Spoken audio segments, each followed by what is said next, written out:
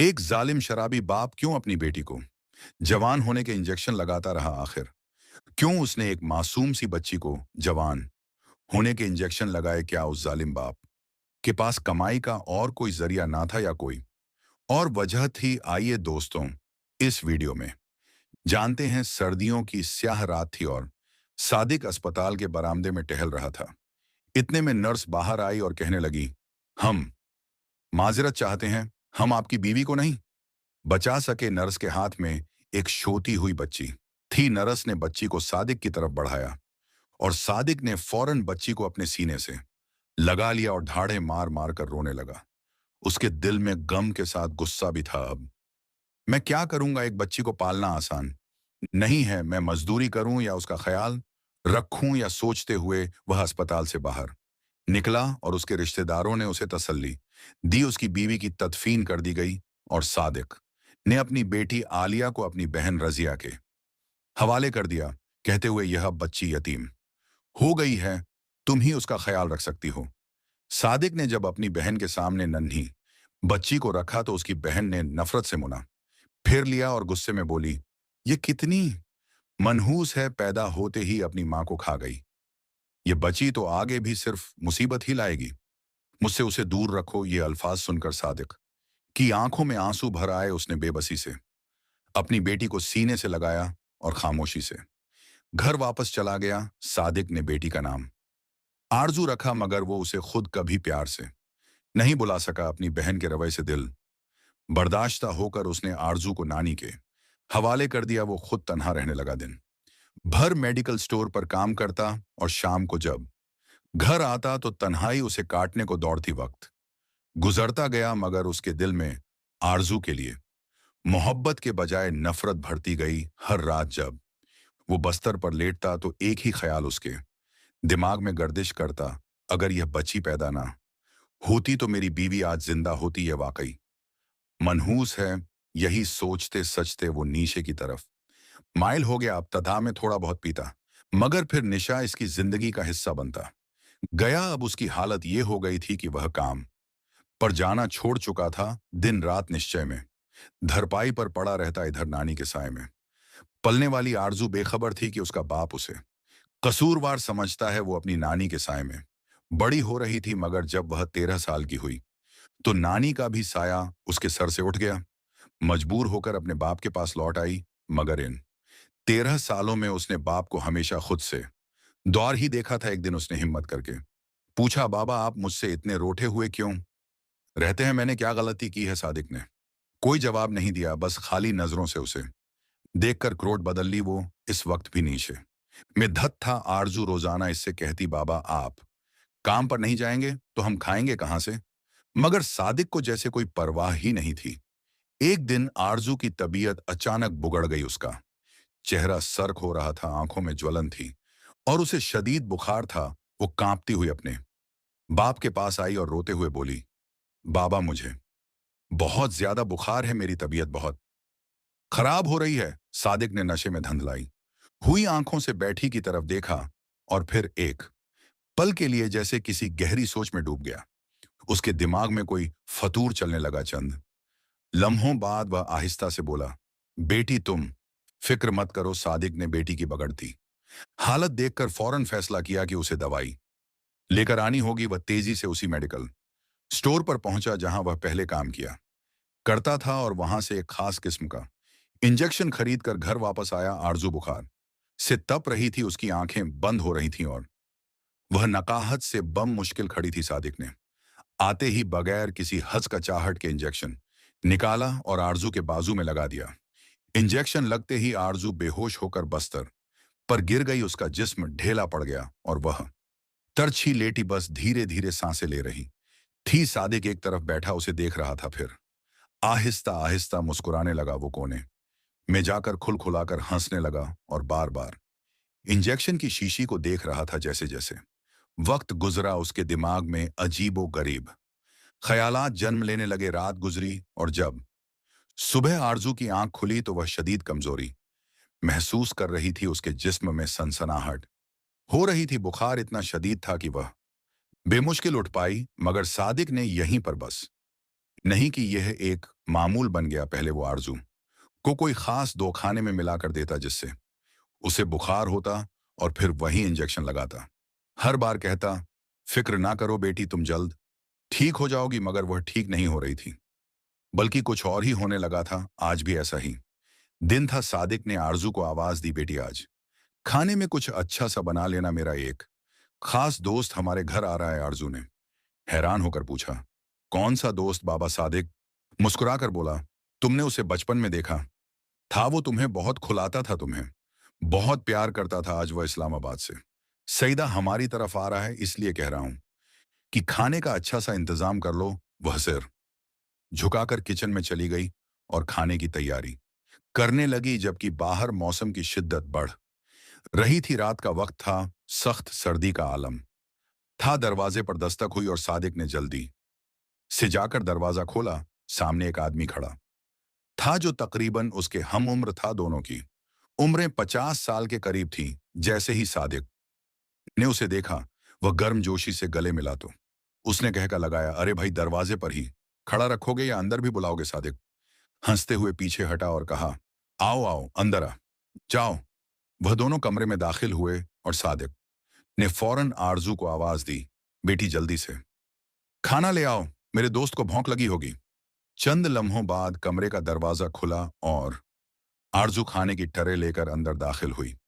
जैसे ही सादिक के दोस्त की नजर उस पर पड़ी, वो पलक झपकना भूल गया। आस के चेहरे के तास रात बदल गए। वो खाने को नहीं, बल्कि आरजू को देख रहा था। आस की नजरें जैसे आरजू के चेहरे पर जम गई थी। इसकी आंखों में एक अजीब सी चमक थी, जैसे वह किसी गहरी सोच में गुम हो। वह कुछ बोलना चाहता था, मगर अल्फाज उसके मुना में ही अटक गए। आरजू बेखबर थी कि उस लम्हे क्या हो रहा है, लेकिन सादिक जानता था। जवीद की नजरें आरजू पर जमी रहीं। वो एक लम्हे के लिए साकित खड़ा था, जैसे किसी और ही दुनिया में खो गया हो। उसकी आंखों में अजीब सी चमक थी, होठों पर एक गैर मामूली मुस्कुराहट। वो बार अपनी जुबान होठों पर फिर रहा था। सादिक ने फौरन हाथ की चटकी बजाई और सख्त लहजे में, कहाँ गुम हो गए हो जवीद? ये मेरी बैठी आरजू। हसान जवीद एक झुटके में जैसे हकीकत में वापस आया, मुस्कुराकर बोला, ये वही बच्ची है ना जिसे मैंने अपने हाथों से खुलाया था, लेकिन समझ में नहीं आ रहा कि कुछ ही सालों में यह इतनी बड़ी कैसे हो गई। अभी तो इसकी उम्र ही नहीं थी, यह उम्र से पहले ही जवान कैसे हो गई? सादिक ने फौरन ने उसका ध्यान खाने की तरफ मोड़ने की कोशिश की। खाना ठंडा हो रहा है, चलो जल्दी खा लो। लेकिन जबीद की नजरें अब भी आरजू पर ही जमी थी। फिर वो एक लम्हे के लिए कुछ सोचते हुए बोला, आज रात में यही रखूंगा। ये सुनते ही सादिक के माथे पर बल पड़ गए, मगर वह जाहिर नहीं करना चाहता था कि वह जवीद की नीयत को समझ चुका है। उसने मुस्कुराकर कहा, जवीद, आज रात मुझे एक जरूरी काम है, इसलिए मैं घर पर नहीं रहूंगा। मेरी बेटी अकेली होगी, इसलिए तुम जा सकते हो। जवीद ने एक बार फिर आरजू की तरफ लिलचाई कोई नजरों से देखा, जैसे वह कुछ कहने वाला हो, मगर फिर खामोशी से खड़ा हो गया। सादिक ने उसे खुद गाड़ी में बैठाया और घर से बाहर ले गया। लेकिन जब वो वापस आया तो आरजू का चेहरा सरख हो रहा था। वो कमजोरी से कांप रही थी, आंखें बोझल हो रही थी। आबा, मैंने आपसे कहा था ना कि मुझे बहुत ज्यादा बुखार हो रहा है, क्या आप मेरी दवाई लेकर आए हैं? आरजू ने टूटे हुए लहजे में बड़ी मुश्किल से कहा। सादिक ने एक मुक्कारी भरी मुस्कुराहट के साथ कहा, हाँ हाँ बैठी, तुम्हें तो मालूम है मैं तुम्हारी दवा लाने में देर नहीं करता। मैं तुम्हारे लिए इंजेक्शन ले आया हूं, चलो लगवा लो, सुबह तक तुम बिल्कुल ठीक हो जाओगी। उसके चेहरे पर वही पुरानी मुस्कुराहट थी, जिसमें अजीब सी चालाकी छिपी थी। आरजू खामोशी से अंदर जाकर बस्तर पर बैठ गई। सादिक ने उसके बाजू की कमीज ऊपर की ओर महारत से इंजेक्शन लगा दिया। आरजू ने कुछ देर तक बाजू को मिलते हुए तकलीफ को बर्दाश्त किया, लेकिन फिर आहिस्ता आहिस्ता इस पर गुनूदगी तारी होने लगी। वह पहले ही बुखार से कमजोर थी और इंजेक्शन ने जैसे उसकी रही सही ताकत भी खींच ली थी। आरजू बस्तर पर गरी, उसका जिस्म बेजान सा हो गया और वह आहिस्ता आहिस्ता नीम बेहोशी में चली गई। सादिक बेचैनी से कमरे के बाहर टहल रहा था। जैसे ही आरजू के सांसों की मध्यम आवाजें सुनाई देना शुरू हुए, वो लपक कर अंदर आया। आस की नजरें आरजू पर जा पड़ी, जो बेसुध लेटी हुई थी। वो करीब आया, गौर से उसे देखा और फिर झेर लब मुस्कुरा दिया। जावेद की बातों ने साबित कर दिया कि पिछले 2 सालों से जो मैं कर रहा हूं वो रायगा नहीं गया, मेरा काम हो गया। ये सोचते हुए उसने जेब में हाथ डाला और वही इंजेक्शन निकाल लिया जो कुछ देर पहले आरजू को लगाया था। उसकी नजरें इंजेक्शन पर जमी थी, जैसे वह किसी कीमती खजाने को देख रहा हो। ये कोई आम इंजेक्शन नहीं था। कई साल पहले जब सादिक एक फार्मेसी में हेल्पर के तौर पर काम करता था तो उसे मालूम हुआ था कि दुनिया में ऐसी अजीबो गरीब दवाएं मौजूद हैं जो इंसानी जिस्म पर हैरतअंगेज असर डाल सकती हैं। कुछ इंजेक्शन्स ऐसे थे जो किसी लड़की के जिस्म में लगाए जाए तो वह वक्त से पहले जवान और खूबसूरत हो जाती है। 2 साल पहले सादिक ने इसी इंजेक्शन को आरजू पर आजमाना शुरू कर दिया था। हर हफ्ते वह छिपकर उसे कोई खास दवा खुला देता जिससे उसे शदीद बुखार हो जाता। वो बेचारी दर्द और बुखार की शिद्दत से पूरा दिन तड़पती रहती और जब वह अपने बाप से दवा लाने की इल्तिजा करती तो सादिक मुस्कुराते हुए वही इंजेक्शन खरीद कर लाता और उसे लगा देता। सुबह तक तुम ठीक हो जाओगी बेटी, वो हमेशा यही कहता और आरजू बेचारी उस पर यकीन कर लेती। मगर हकीकत में वो दवा नहीं थी। यह सिलसिला 2 साल तक चलता रहा और आरजू हैरान थी कि आखिर उसके जिस्म में इतनी तेजी से तब्दीलियां क्यों आ रही हैं। वो अपने चेहरे जल्द और जिस्मानी तब्दीलियों को समझने से कासिर थी। सादिक ने निहायत एहतियात के साथ इंजेक्शन को तलफ कर दिया ताकि कोई सबूत ना बचे। फिर वह गहरी नींद सो गया जैसे कुछ हुआ ही ना हो। अगली सुबह जब आरजू जागी तो उसके जिस्म में एक अजीब सा दर्द हो रहा था। फोन ढाल महसूस कर रही थी लेकिन फिर भी खुद को संभाल कर नाश्ते की तैयारी करने लगी। अभी वह चौथे पर रोटियां डाल ही रही थी कि बाहर से खाला बल्कि इसकी आवाज आई, आरजू बेटी जरा थोड़ी सी चीनी देना, हमारा राशन खत्म हो चुका है। आरजू ने खामोशी से चीनी का डब्बा खोला और चम्मच से चीनी निकालकर खाला बल्कीस के लिए डालने लगी। खाला बल्केस उसे गहरी नजरों से जांच रही थी। आरजू, तू तो दिन ब दिन खूबसूरत होती जा रही है, जरा अपने कदो कामत तो देख। तेरा बाप तो तुझे खुलाता भी कुछ नहीं, फिर भी तेरी जसामत रोज बरोज निखरती जा रही है। एक मेरी मलीहा है, वो तेरी हम उम्र है। तुम दोनों एक ही दिन पैदा हुई थी लेकिन वो तो अभी तक छोटी सी बची लगती है और तू जाने कैसे वक्त से पहले जवान हो गई। खाला बल्कीस की आंखों में हिरत थी जैसे वो किसी गहरे ख्याल में गम हो। आरजू अंदर ही अंदर चढ़ने लगी। यह सवाल वह अक्सर ही आकराती थी और हर बार आरजू को यही उलझन होती कि वह क्या जवाब दे। उसे खुद भी नहीं मालूम था कि उसके जिस्म में इतनी तेजी से तब्दीलियां क्यों आ रही हैं। वो क्यों अपनी उम्र से कई साल बड़ी लगने लगी है। वो खामोशी से चैनी की प्याली खाला बल्कीस के हाथ में थमाकर अंदर चली गई। कुछ देर वो बाहर की बातें करती रही, फिर अपने घर वापस लौट गए। घर में खामोशी थी।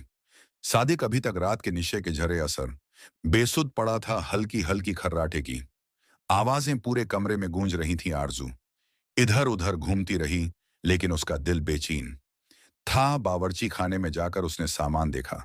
आटा खत्म हो चुका था, चावल खत्म हो चुके थे, चीनी जो अभी दी थी वह भी आखिरी थी। घर में कुछ भी बाकी ना बचा था। आस के पास पैसे भी नहीं थे कि बाजार जाकर कुछ खरीद सके। वो काफी देर तक टालती रही, सोचती रही कि कुछ और इंतजाम हो जाए, लेकिन आखिरकार उसका हौसला टूट गया। मजबूर होकर वो सादिक के पास चली आई। उसने धीरे से उसका कुंधा हिलाया।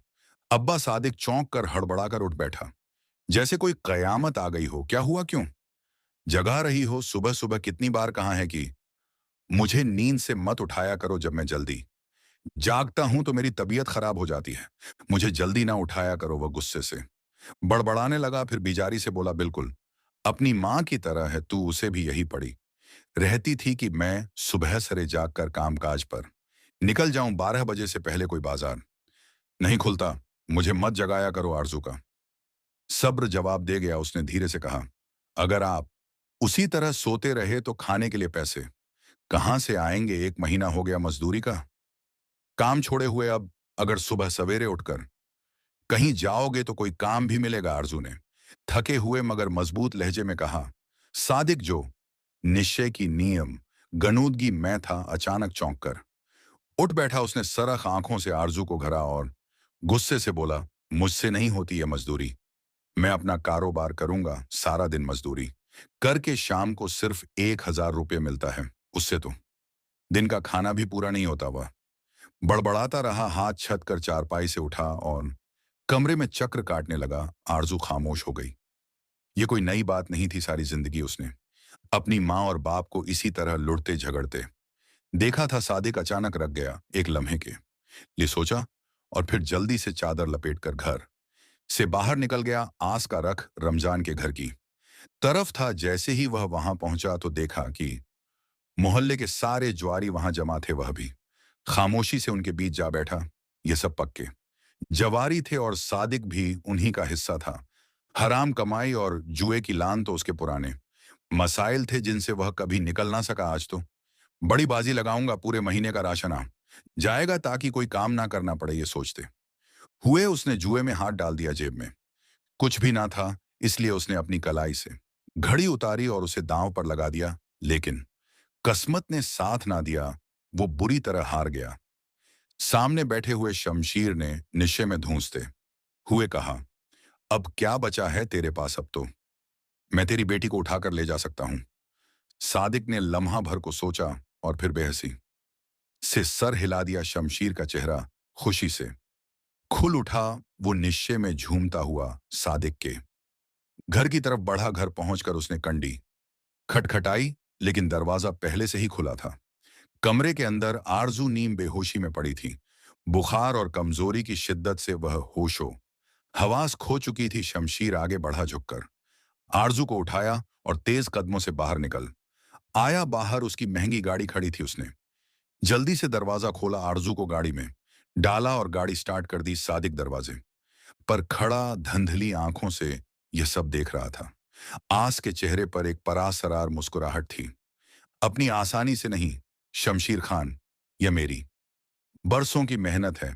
मैं सिर्फ 0,000 रुपए के अवज उसे जाने नहीं दूंगा। साधक की आंखों में एक शैतानी चमक थी। वो किसी भी कीमत पर ज्यादा पैसे हासिल करना चाहता था। शमशीर खान ने एक गहरी सांस ली, फिर बेजारी से बोला, अच्छा ठीक है, मैं बेनक जाकर रकम का बंदोबस्त करता हूं। पास का रख बेनक की तरफ था। जैसे ही वह वहां पहुंचा, उसने अपना चेक कैश करवाया और सारी रकम नकद अपने पास रख ली।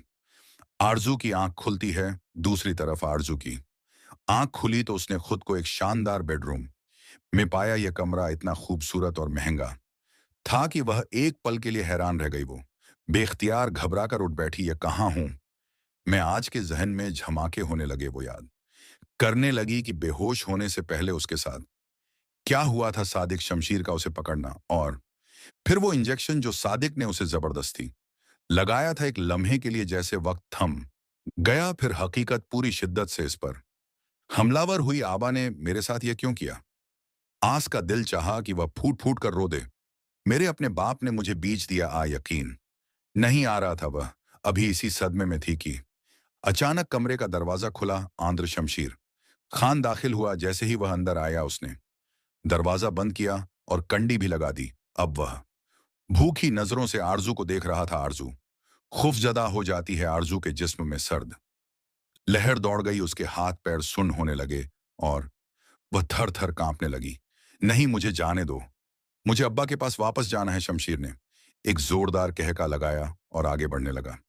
तुम्हारा आबा, आस ने तंजिया लहजे में कहा, तुम्हारे आबा ने खुद तुम्हें मेरे हाथों फरोख्त किया है पूरे 1,00,000 रुपये में। अब तुम्हें कोई बचाने नहीं आएगा। आरजू की आंखों में आंसू आ गए। यह नहीं हो सकता। आस का दिल चाहा कि जमीन फटे और वह इसी में समा जाए। शमशीर खान मजीद आगे बढ़ने वाला था कि अचानक दरवाजा जोर से बजा। वह चौंक गया। कौन आया? शमशीर गुस्से से दरवाजे की तरफ बढ़ा। वो झंझलाकर बोला, अब इस वक्त कौन आ गया? आस ने पलटकर एक आखिरी दफा आरजू को घोरा, फिर दरवाजा खोल दिया। बाहर एक मुलाजिम खड़ा था जो घबराया हुआ लग रहा था। नीचे थोड़ी सी इमरजेंसी है, आपको फौरन बुलाया गया है। शमशीर गालियां बकता हुआ पीछे हटा और खा जाने वाली नजरों से आरजू को देखकर बोला, कहीं नहीं जाना, मैं अभी वापस आता हूं। फिर वो दरवाजा खोलकर नीचे चला गया। आरजू एक बार फिर कमरे में अकेली रह गई। आरजू शदीद खौफजदा थी। दिल तेजी से धड़क रहा था। उसकी आंखें दरवाजे की तरफ थीं। जहां से अभी कुछ देर पहले शमशीर निकला था। लेकिन फिर अचानक खिड़की पर दस्तक हुई आरजू। घबरा कर पीछे मुड़ी। ये खिड़की घर के पिछले समद में खुलती थी, जहां आमतौर पर कोई नहीं आता था। दस्तक के साथ ही एक जानी पहचानी आवाज आई, आरजू दरवाजा खोलो, मैं हूं तुम्हारा आबा। आरजू के जिस्म में झटका सा लगा। आबा आस ने बेयकीनी से खिड़की की तरफ देखा। जल्दी आओ, मैं तुम्हें यहां से निकालने आया हूं। सादिक का चेहरा खिड़की के बाहर नजर आ रहा था। वो परेशान लग रहा था, जैसे किसी बड़ी मुसीबत में हो। आरजू की समझ में कुछ नहीं आ रहा था, लेकिन शमशीर से भागना उस वक्त उसकी सबसे बड़ी तरजीह थी। यहां वो एक पल भी मजीद नहीं रखना चाहती थी। सादिक ने उसका हाथ पकड़ा और उसे जल्दी से खिड़की से बाहर निकाला। आरजू के जन में सवालात की बौछार थी, लेकिन उस वक्त वह कुछ भी सोचने की हालत में नहीं थी। बाहर एक छोटी सी गाड़ी खड़ी थी। हम कहाँ जा रहे हैं? अब आरजू ने हाँफते हुए पूछा। लेकिन सादिक ने जल्दी से गाड़ी का दरवाजा खोला और उसे अंदर बिठा दिया। फिर गाड़ी तेजी से सड़क पर दौड़ने लगी। सादिक ने एक गहरी सांस ली और बोला, शमशीर मेरा पुराना दोस्त था, लेकिन मुझसे एक गलती हो गई। उसने मुझ पर दबाव डाला कि मैं तुम्हें उसके हवाले कर दूं, वरना वो मुझसे बदला लेगा। मैंने वक्त तौर पर हाँ कर दी, लेकिन जैसे ही मुझे मौके मिला, मैं तुम्हें बचाने के लिए आ गया। आरजू की आंखों में आंसू भर आए। मैंने अब के बारे में गलत सोचा। वो तो अभी भी मुझसे इतना ही प्यार करता है जितना पहले करता था। वह खुद को तसल्ली देने लगी और उसके दिल में एक लम्हे के लिए उम्मीद जागी कि शायद सब कुछ ठीक हो जाएगा। सादिक गाड़ी तेजी से चलाता रहा। गाड़ी शहर के मरकजी रास्ते से निकलकर एक सुनसान इलाके में दाखिल हो चुकी थी। दौड़ दौड़ तक वीरान छटील मैदान और झाड़ियों के सिवा कुछ भी नजर नहीं आ रहा था। आरजू ने चादर को मजबूती से खुद पर लपेट लिया और सहमी हुई बैठी रही। सादिक खामोशी से गाड़ी चलाता रहा। उसकी आंखों में एक अजीब संजीदगी थी। कुछ देर बाद गाड़ी रख गई। आरजू चमक गई। ये कौन सी जगह है? अब आरजू ने घबराकर अर्धगर्द देखा, लेकिन यहां कोई आबादी नहीं थी। आबा, ये कहां ले आए हैं मुझे? आस के दिल की धड़कन तेज हो गई। सादिक ने कोई जवाब नहीं दिया। आस ने दरवाजा खोला, गाड़ी से नीचे उतरा और फिर खामोशी से आरजू का हाथ पकड़कर उसे भी गाड़ी से बाहर निकाल लिया। आरजू के कदम जमीन पर लगते ही उसने सामने का मंजर देखा। आवर उसके रोंगटे खड़े हो गए। आरजू के पैरों तल्ले जैसे जमीन ही निकल गई। सामने का मंजर देखकर उसका दिल जोर से धड़का। वह अच्छी तरह पहचान सकती थी कि उसका बाप उसे कहां ले आया है। सामने कतार में छोटे छोटे कमरे बिने हुए थे, जो दो दो या तीन तीन मंजिला थे। नीचे हर कमरे के दरवाजे खुले हुए थे और उनके अंदर से मध्यम रोशनी बाहर आ रही थी। ऊपर की मंजिलों की बालकोनियों में कई लड़कियां झुकी हुई थी, जो नीचे झांक रही थीं। जैसे ही सादिक ने गाड़ी रोकी, कई लड़कियों ने आवाजें लगाना शुरू कर दी। कुछ की हंसी में बेबसी थी, तो कुछ की आवाजों में शर्मनाक तंज छिपा हुआ था। आरजू का जिस्म पसीने में बहक गया। वो समझ चुकी थी कि यह जगह क्या है। यहाँ जो लड़कियां खड़ी थीं, इनके लिबास भी अधूरे से थे। अंदर से तेज म्यूजिक बजने की आवाजें आ रही थीं और उनके साथ मर्दों की भारी कहकाओं की आवाजें मिली हुई थीं। यह सब सुनते ही आरजू का जिस्म खौफ से लरजने लगा। आबा, यहां से वापस चलो, मुझे यहां नहीं रखना। उसकी आवाज खौफ और घबराहट से कांप रही थी, लेकिन सादिक ने एक सर्द नजर उस पर डाली और आगे बढ़कर उसका बाजू मजबूती से पकड़ लिया। वापस क्यों जाऊं? आस ने संगदिली से कहा। मैंने सालों तक तेरा खर्च उठाया है, अब उसे वसूल करने का वक्त आ गया है। चल अंदर। ये कहते ही उसने जबरदस्ती आरजू को अंदर की तरफ खींचना शुरू कर दिया। आरजू के दिल में जैसे बजली सी दौड़ गई। तो क्या अब्बा ने जानबूझकर पहले मुझे शमशीर के हाथ पीछा और अब यहां ले आया? एहसास की सांसें तेज हो गई। आंखों में आंसू भर आए। छोड़ो मुझे अब प्लीज। वह पूरी ताकत से अपना बाजू छुड़ाने की कोशिश करने लगी, मगर सादिक जालिम बन चुका था। वो उसे घसीटता हुआ ले जा रहा था अंदर। जैसे ही वह दाखिल हुए, तो सामने एक मोटी सी औरत बैठी थी, जिसने सादा मगर शानदार सा लिबास पहना हुआ था। जैसे ही उसकी नजर आरजू पर पड़ी, वो सीधी होकर बैठ गई। सादिक ने बेरहमी से आरजू को उसके सामने फेंकते हुए कहा, वाह, क्या कमाल की चीज लाया हूं, है ना? औरत ने दिलचस्पी से आरजू को देखा और मुस्कुराकर बोली, कहां से मिली यह? आस ने सीधे होते हुए आरजू के गाल पर हाथ फेरा। आरजू झरझरी लेकर पीछे हट गई। आस का दिमाग सुन हो चुका था। आरजू की आंखों के सामने अंधेरा छाने लगा। सादिक के चेहरे पर एक शैतानी मुस्कुराहट थी। वो आराम से बैठा सुकून से अपनी बात कह रहा था, जैसे कुछ हुआ ही ना हो। देखकर लगता है कि यह सिर्फ 14 साल की है, लेकिन उसके जिस्म में जो कशिश है वह मेरी बरसों की मेहनत का नतीजा है। मैंने उसे खास तौर पर तैयार किया है, आस ने बेरहमी से कहा और मालकन की तरफ देखकर बोला, यह तुम्हारे कोठे पर ऐसी रौनक लगाएगी कि तुम मालामाल हो जाओगी। बस खामोशी से मेरा हिस्सा दे तो। आरजू के जिस्म में झरझरी दौड़ गई। है सब क्या हो रहा है? क्या मेरा बाप मुझे हमेशा से बेचने के लिए तैयार कर रहा था? उसका दिल चाहा कि जमीन फटे और वह इसमें समा जाए।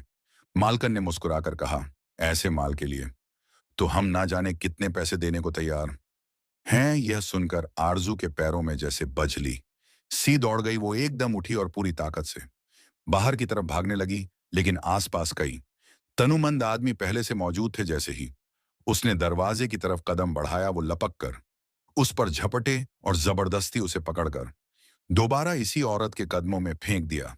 नहीं, प्लीज मुझे जाने दो, अब आ खुदा के लिए मुझे यहां ना छोड़ो। आरजू सार वो कतार रो रही थी, अपने बाप की मनते कर रही थी, उसके हाथ पकड़ रही थी, लेकिन सादिक की आंखों में एक कतरा भी रहम न था, बल्कि वो खामोशी से खड़ा मुस्कुरा रहा था। 14 साल की है, लेकिन लगती 20 साल की है। मालकन ने गहरी नजरों से आरजू का जायजा लेते हुए कहा, यह तुमने किया जादू क्या? सादिक ने एक जोरदार कहका लगाया। लोग समझते हैं कि यह मेरी बेटी है, लेकिन हकीकत यह है कि ऐसा कुछ नहीं। आरजू ने बेयकीनी से अपने बाप की तरफ देखा। यह क्या कह रहा है? सादिक शैतान की तरह हिंसता रहा। जब यह पैदा होने वाली थी तो उसकी मां भटक रही थी, सहारा ढूंढ रही थी।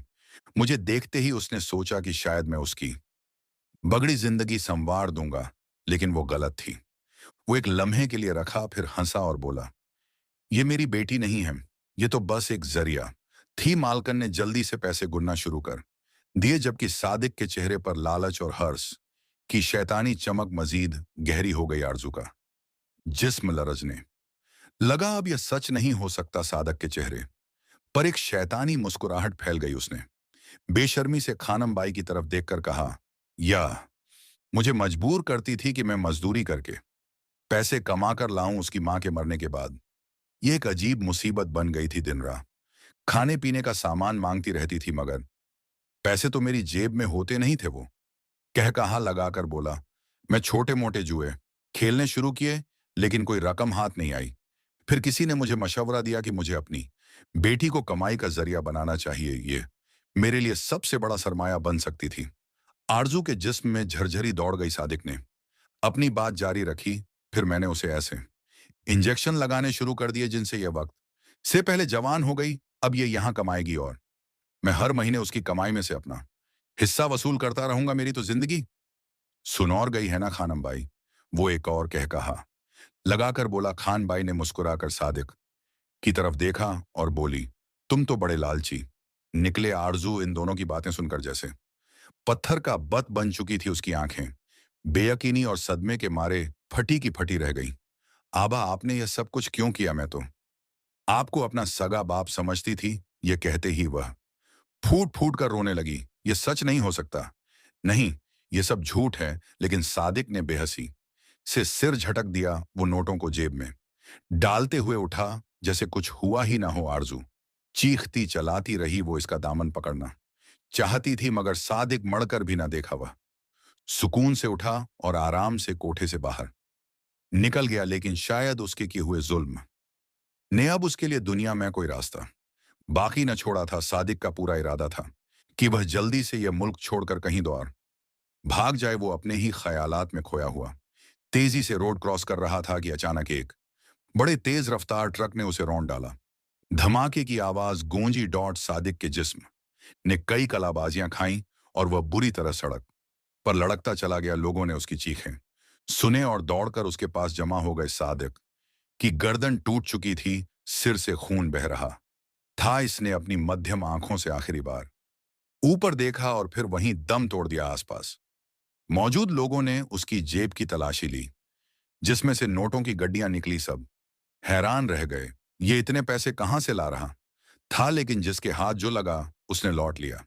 सादिक अपने लालच और हर उसके साथ उसी दुनिया में दफन हो गया। दूसरी तरफ आरजू आरजू अब भी कोठे पर रो रही थी, बलक रही थी, मगर किसी को इस पर रहम ना आया। लेकिन इस बार उसने फैसला कर लिया था कि वह खुद को बचाएगी। अंधेरी रात में जब सबने समझा कि वह बेहोश हो चुकी है, तो उसे कोठे के पिछले हिस्से में डाल दिया गया। यहां से बाहर निकलने का कोई रास्ता नहीं, अब यह बच नहीं सकती, किसी ने सरगोशी में कहा था। लेकिन वो बेहोशी की सिर्फ अदाकारी कर रही थी। जैसे ही कदमों की आवाजें खामोश हुईं, उसने आंखें खोले। उसने दुपट्टे में छुपाया हुआ वो खिंजर निकाला जो उसने शमशीर पर हमला करने के लिए उसके कमरे से चराया था। मगर वो खिंजर इस वक्त किसी काम ना आया था, लेकिन अब आएगा।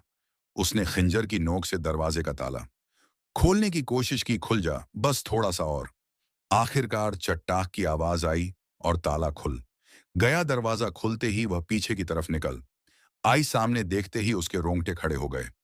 सामने की रौनक से भरा हुआ बाजार अब अंधेरे और वीरानी में डूबा हुआ था। आरजू ने अपनी चादर को खुद पर लपेटा और रात की तारीख में खुद को छुपा लिया। मुझे कहीं महफूज जगह पहुंचना होगा। उसे याद आया कि उसकी खाला उसी शहर में कहीं रहती हैं। अगर वह उनके घर पहुंच जाए तो शायद वह उसे पुनः दे सकें, बस फज्र की अजान होने से पहले। पहले उसे उनका घर ढूंढना था। रात की स्याही में खौफ और बेबसी के साए में चलती आरजू बिलिखिर अपनी खाला के दरवाजे पर जा पहुंची। खाला ने जैसे ही दरवाजा खोला तो आरजू को इस हालत में देखकर हैरान रह गई। बेटा, तू यहां इस वक्त ये क्या हाल बना रखा है?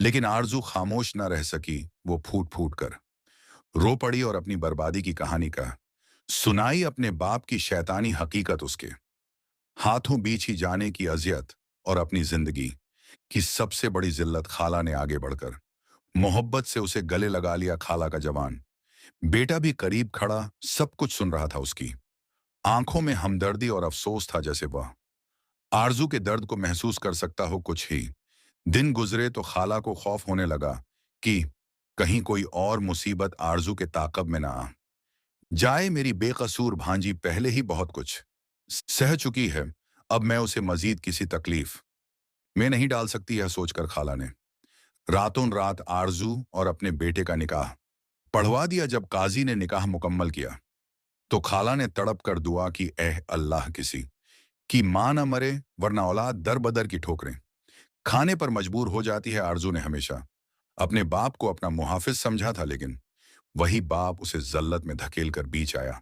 मगर अब उसकी जिंदगी में खुशियों का सूरज तुलवा हो चुका था। उसने बहुत हिम्मत और सब्र से हालात का मुकाबला किया और अब वह एक ऐसी जिंदगी जी रही थी जहां उसका शवर उसकी इज्जत करता था, उसे महफूज रखता था और उसका वफादार मुहाफिज बन चुका था। यह कहानी हमें सिखाती है कि दुनिया में बाज रिश्ते जाहिरी तौर पर करीब होते हैं, लेकिन दर हकीकत वही सबसे ज्यादा नुकसान पहुंचा सकते हैं। और बाज औकात गैर लोग भी अपना बनकर इज्जत और मोहब्बत दे सकते हैं।